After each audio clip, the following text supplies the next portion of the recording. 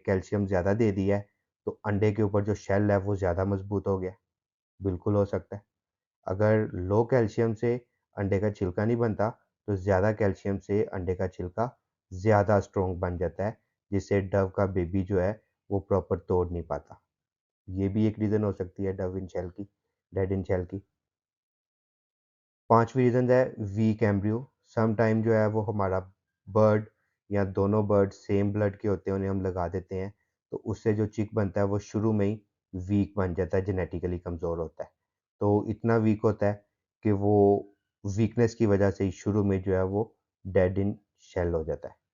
और इसमें सबसे जो इम्पोर्टेंट एक रीज़न है डेड इन शेल की, ये कुदरत का कानून है। चाहे वो इंसान हो, कोई भी जानदार हो, ख्वाह वो परिंदे हों। अगर तो चिक्स के अंदर, अंडों के अंदर जो चिक बन रहे हैं वो, या इंसानों में या किसी जानवर में पेट के अंदर जो बेबी बन रहा है, अगर उसमें किसी तरह की एबनॉर्मैलिटी आती है, बच्चा जो है वो एबनॉर्मल है, तो 98 टू 99% वो खुद ब खुद अबॉर्शन हो जाता है या डेड इन शेल हो जाता है। तो इसलिए हमेशा ही डेड इन शेल की रीज़न्स नहीं होती, सम टाइम इसमें कुदरत का भी जो है वो अमल होता है, इसे भी एक्सेप्ट करना चाहिए।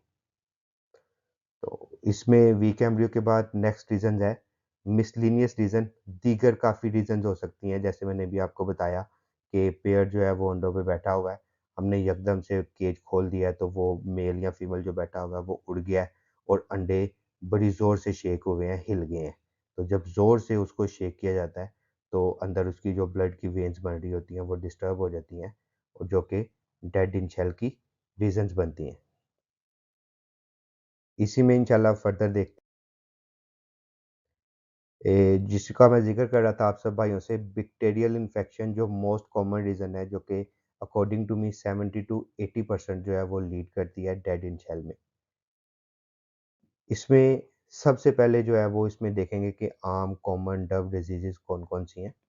इनसे रिलेटेड जो मैं डिजीज़ेज़ डिस्कस करूँगा, इनसे रिलेटेड मैं आप लोगों से एक इन्फॉर्मेशन शेयर करूँगा, जो मैंने रिसेंटली एक आर्टिकल में पढ़ी है। वो तमाम भाइयों के लिए बड़ी यूज़फुल होगी और उसको तमाम भाइयों ने बड़े गौर से सुनना है और उसके ऊपर अमल करना है। इसमें सबसे पहले है प्रोटोज़ोल इन्फेक्शन। प्रोटोज़ोल जो है वो एक बैक्टीरिया है, बैक्टीरिया की किस्म है, टाइप है, ठीक है? जो कि इंसानी आँख से नज़र नहीं आता। ये स्पेशल बैक्टीरिया लाखों करोड़ों किस्म के हैं, तो उनमें से जो हार्मफुल हैं और जो इंसानों के लिए या जानदारों के लिए बेनिफिट हैं, उन्हें ग्राम पॉज़िटिव कहते हैं, और जो हार्मफुल हैं, नुकसानदेह, उन्हें ग्राम नेगेटिव के नाम से जाना जाता है। तो हार्मफुल बैक्टीरिया में एक प्रोटोज़ोल है, इन्फेक्शन है। प्रोटोज़ोल बैक्टीरिया है, जो इसकी वजह से परिंदों में जो इन्फेक्शन काज़ होता है, उसको कैंकर के नाम से जाना जाता है। इसमें क्या होता है, बर्ड की जो खुराक की नाली है, साँस की नाली या खुराक की नाली, इसके अंदर-अंदर बैक्टीरिया जो है वो अपना बढ़ना शुरू कर देता है, ज़्यादा हो जाता है। इतने ज़्यादा हो जाते हैं कि वहाँ पे वो बड़ी कॉलोनी बना लेते हैं। सम टाइम जो है वहाँ पे ब्लॉकेज कर देते हैं, बर्ड ज़्यादा खाता भी नहीं, और सम टाइम वो ग्रो करते-करते पेट की तरफ चले जाते हैं, स्टमक में जाके अपनी कॉलोनी बना लेते हैं। तो इस इन्फेक्शन को जो है ये भी देखिएगा, कैंकर बड़ी जो है वो कॉमन है एक डिज़ीज़ पिजन फैमिली में, ख़ास तौर पे डव्स के अंदर। इसमें बर्ड समटाइम्स सिम्पटम्स जो है, इसमें जो डव की बीमारियाँ हैं, सिम्पटम्स इसमें नॉर्मली एक जैसे शो कर रहा होता है।